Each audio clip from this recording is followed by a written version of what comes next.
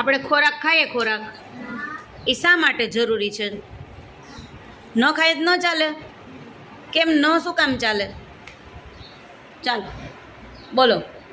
આપણે જમીએ નહીં તો ચાલે કે ન ચાલે? ન ચાલે. શું કામે ન ચાલે? બોલો.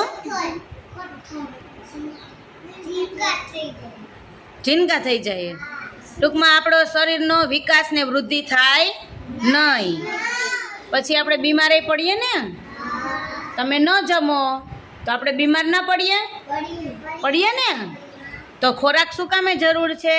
આપણા શરીરનો વિકાસ થાય એટલે કે આપણો વજન વધે, આપણી વૃદ્ધિ થાય એટલે કે આપણી ઊંચાઈ વધે, આપણા શરીરમાં ઉર્જા રહે, આપણે ગમે તે કામ કરી શકીએ.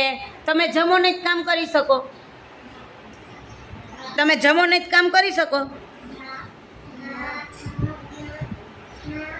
તમે જમો નહીં તો તમારાથી કામ થાય?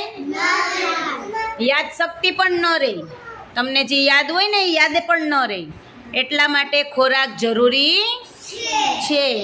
આપણા શરીરનો વિકાસ થાય, વૃદ્ધિ થાય, એટલા માટે ખોરાક જરૂરી છે.